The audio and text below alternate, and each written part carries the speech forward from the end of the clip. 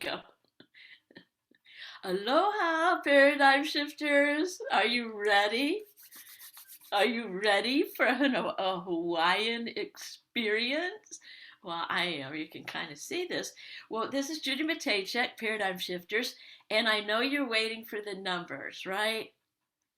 We are at 715 members as of this morning, and we're growing and growing, growing globally because we are a global community dedicated to uplifting the world. Amen. All right. So without further ado, I'm going to screen share because Diana is coming to us from, well, how do you like my volcano? Actually, we got together and we pre recorded this last Saturday because Diana, right now on Tuesday, is on a vacation with her husband. Isn't that cool? And I think it's an enchanted surprise for him. So we pre recorded this and I'm going to pull it up and totally enjoy. Okay, there you go. I think I have all the sound going here. Yep. Okay.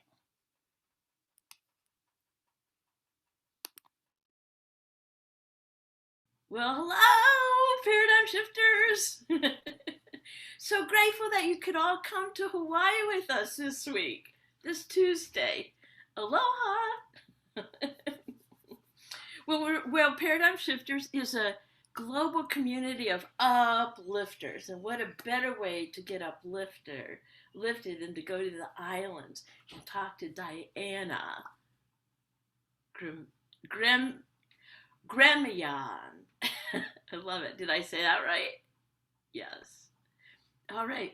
Let me talk. So, aloha, Diana. How are you doing today? Oh, Karen, Judy, I'm doing so well. I'm so grateful to be here with you today, Judy, talking about how it came to be that I'm living this dream in Hawaii when I'm originally a New York girl. Let me talk. Let me give you a little bit of bio about you. I have it right here, and there you go. Diana is an international speaker and master coach whose past achievements include advising billion-dollar deals for Fortune 500 companies.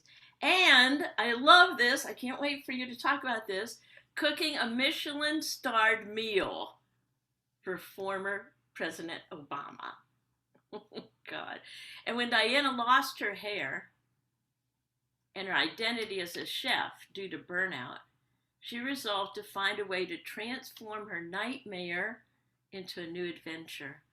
So today, Diana has inspired thousands of people to transform their rotten ingredients and manifest their dreams without sacrificing their health or happiness. She's been featured on the Inspire You and Me TV show and shared the stage with global thought leader Mary Morrissey. Aloha, Diana. What Hi, do you have? Judy. What are you cooking up for us today? Today I want to talk about how sometimes when we see somebody who's living their dream life, we think that it was easy to get there. But my experience has been that oftentimes it starts from a nightmare situation. It starts from something difficult happening to us. And when I think about that, I think that I realized in my own life that there were all these different messages and like kind of themes around my life, and one of them is really rebuilding from these difficult situations. I was actually a high school senior during 9/11, and I went to school just 2 blocks away. So I learned really early on how that my life wasn't guaranteed and that I didn't know what could possibly happen. And though that experience was like so painful that I literally don't remember all of it, I do remember seeing how we've rebuilt, how the city of New York rebuilt, how the country rebuilt, how the neighborhood that I'd grown up in that was turned into a war zone rebuilt. And it really inspired me to realize that everything that I thought was true about my life at that point, I had the opportunity to shift it. And I used to be a very different woman. I was super shy. I did not have a lot of friends. I was probably a little more mean um, than I wish that I was. But at this, what that experience really helped me see I didn't want to be that person anymore. And so I started to make changes in who I was. I was like, I don't really like this person. Almost, not knowing what was going to happen that day made me see like, okay, I need to make changes that are more in alignment with who I want to be. Um, and eventually, through my life, I started to see that there were these patterns of going through crisis because 9/11 was one. You mentioned the burnout that I experienced when I was working as a chef, but I was also a part of the global financial crisis. I was an investment banker at the time and lost my job. And that's actually the story that I'd love to share because I think it's a lot of fun. So, global financial crisis, subprime was going on, and investment banks were laying people off left and right. And I knew it was my turn coming up because my boss had just been laid off. And I knew I was looking at like, well, what am I going to do? Am I going to work? Am I going to work for somebody else again? Should I go back to school? What should I do with my time? And I had a still small voice come in and tell me that if I were to go back to school, the way it came in, I'll give it its words that if you're going back to school, you're going to culinary school. And Oh, instantly I said, no, no, that's just something I do for fun. It's something that I do with, to cook at home. Like I just like to do it. But no, I should work for a hedge fund. I should go to business school. I should do something that makes sense. I have a certain lifestyle. And even as I talked to my parents about it, they were like, you're going to give up the Louboutins for the kitchen clogs? I don't think so. And so there were all these ideas about how this wasn't the right fit for me.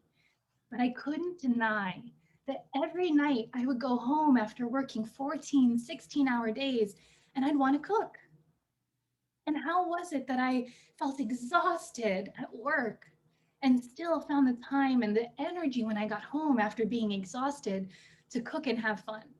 And so over time, I realized, that was a special gift. That was something really special. And I really did love cooking. And one day I walked into my boss's office and let him know I'm going to culinary school. And he was like, why don't you wait until the end of the year? You can get a bonus and all these things. And I'm so glad I said, no, this is my time now. And I didn't know at the time, but there were so many other forces that were at work in that play where what happened was my husband, who I didn't know was my husband at the time, he was going through his own form of transformation and having to make decisions to get to that school as well. And so we ended up meeting in that school. And at first, it was not like instant love at first sight.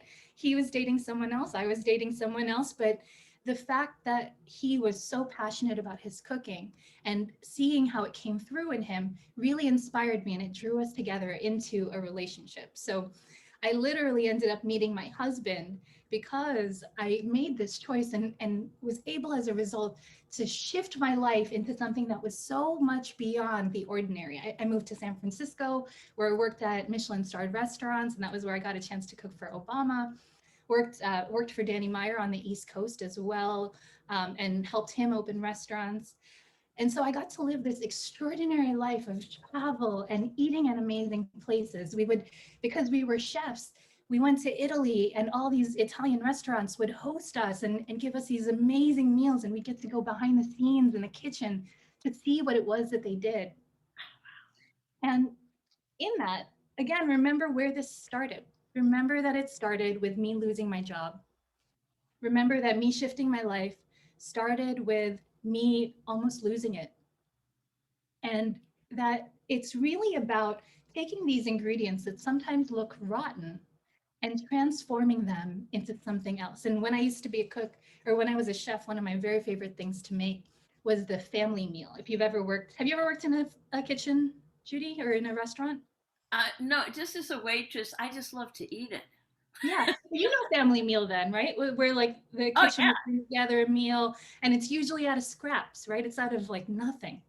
whatever they have that's like rotten, like not rotten, but maybe past its prime, not servable to customers, but something that they could make something out of for the staff. And that was actually my very favorite meal to make.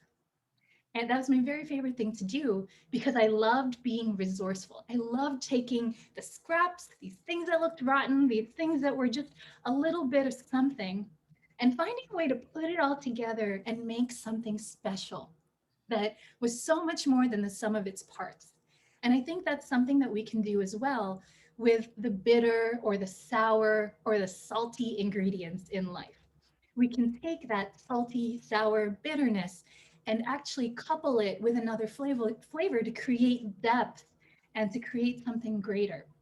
And that's what I think that we have the opportunity to do in life. Because if you think about it, cheese, this is rotten milk. This is rotten milk that's been treated in a certain way to bring out its best qualities.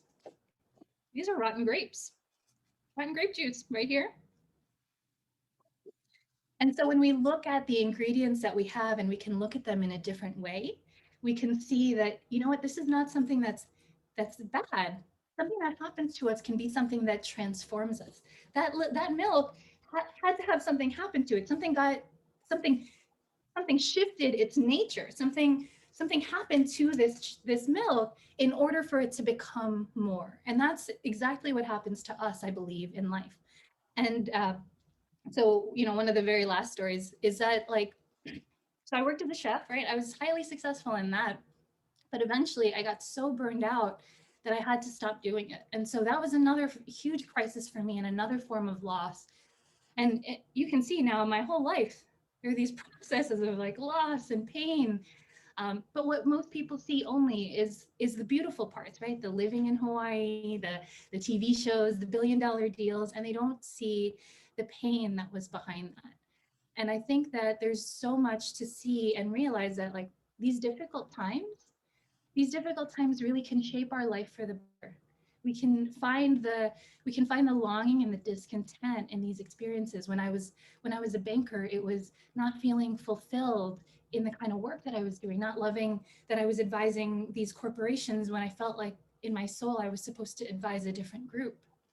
Mm. Or even when I was working as a chef, as much as I loved training people and showing them how to take an onion and a potato and transform it into something Michelin starred, it was so much more important to me to teach and transform something else, I realized. And that ultimately led me to coaching it. When I first found out about coaching though, I think I was probably one of the very few people who was very cynical about it. I told the person who suggested it to me that it was a fake job because I had such a different mindset at the time. But as I found out more about it, I realized that now I get to take life's rotten ingredients. I get to take these traumas, these crises, these painful experiences that seem like they can hold us back and show people no, this is something that you can use to enrich your life. My life would never be as rich as it is today if I never survived 9/11. I wouldn't know that life is that short. If I never gotten fired or almost lost my job as an investment banker, I might still be working on Wall Street. I might have what I thought was my dream at the time, which was like having a brownstone on the Upper East Side. That might be my life. If I'd never burned out, I never would have moved here to Hawaii. And so whatever pain that you're going through, whatever rotten ingredients you have, look for a way to turn it into something even better, something beautiful, something more and meaningful. And when you're able to do that, you actually add a lot of richness because actually some of our very favorite foods in the whole world are things that have gone bad or go through some form of process to become what they are. Chocolate, coffee, cheese, charcuterie, wine, some of life's favorite things, some of the most wonderful things that we get to enjoy. We enjoy the deep flavor, and sometimes we forget that it comes from a place of something that might be sour or bitter. But that when we're able to couple that with sweet, with depth, with richness, then it's not just some bitter chocolate, it's a delicious chocolate cake. it's a delicious bottle of wine. It has complexity and all these different notes, and it makes the palate sing, and it makes us come alive. And so, whatever our rotten ingredients are in life, use them to come alive. Use them to become more and live the life of your dreams because it's 100% possible for you. Oh, amen. Amen. So I have a question for you. Please. Well, so during the last year in Hawaii, there's probably been quite a few changes because of Yes. COVID and everything. So is that another life changing experience for maybe you and the people of Hawaii? I'm so curious, what's going on? Yes, tourism has taken a definite hit here, and it's a shame in many ways, because our industry was so tourism heavy, and now with tourism shifting, many people are finding themselves out of jobs. Many corporations are stuck with these huge buildings with nobody inside them. There's all these different challenges that impact our economic well-being here in Hawaii. But again, I am still a believer that by losing these things, that something else must be coming. And I think there's actually even been a realization here that there's an over reliance on tourism, and that we want to start to build other industry. And so people are thinking about how we can build other industry. And so what I see is tons of opportunity, because now more than ever, people are willing to virtually Zoom and hang out with people in Texas Yes. and do all these different things. So I think I'm not saying that it's not difficult, and I'm not saying that it's not painful or that people aren't going through something, but that there still is this opportunity here, and we need to look at it and find where's our opportunity in the situation to find something new. Uh, I mentioned I'm super introverted, and I don't like to. At least in the very beginning of 2020, I didn't post on social media or do any of that stuff. Like, not my super shy, not my place. But when this crisis happened, I remember again hearing from another still small voice that told me, "You're made for this time." And I didn't understand it at the time. I didn't understand what that meant, but I was like, okay, I'm supposed to show up. And so I started doing lives, even though I was uncomfortable. And I just to send out that message of like, hey, I know the world looks crazy, but it doesn't have to shake you. And just sending out those sort of messages of, hey, I'm here with you in the crisis, and I'm standing in it with you, and I'm standing firm, and you can stand firm with me. Just giving people that hope and helping them see how crisis has shifted and can shift for them. But actually, the group that I've felt really, really called to speak to recently is young adults. I feel like because I was a 9/11 survivor, I have a very unique experience of seeing and understanding what it's like to go through crisis firsthand and have your whole world upended.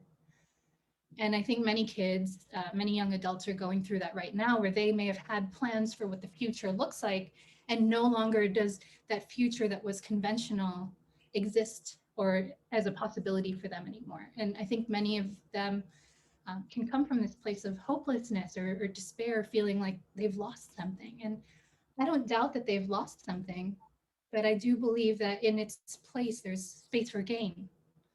And I feel very called to share that message. Well, I noticed, well, two things. Um, One, I must tell you, like, I was not in a very good spot on Christmas. Yeah. And you put out, hey, let's all get together and make chocolate chip cookies. I Mm. got this thing, and I'm like, oh, do you think we could do that? I don't cook. And so you put out the recipe, and I'm like, oh, and I went and I got all of this stuff, and I was following you. You're such a good teacher. You actually went point by point, told the scientific things what happens to this cookie. And I made like this ton of chocolate chip cookies on Christmas. I was so proud of myself. And I'm like, wow, I get to actually make cookies from Hawaii with my friend and Yeah. on Christmas Eve. So I just want to one, so thank you for that too. I think last week you were making some kind of salad dressing. Sometimes Yeah, yeah. On my personal page, I'll just make stuff. Because I know that it's just another aspect of my life that I love to teach, and I'm so much about both the art and the science of transformation. And sometimes people see it or understand it more through food. So I love sharing.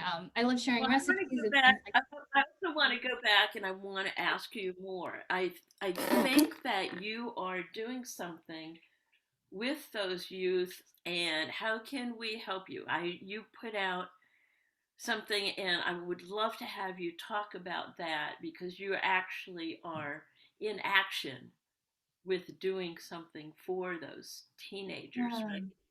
Yeah, I'm in contact with several nonprofits to speak with them. If they, I've asked for groups specifically that serve kids between 13 and 25.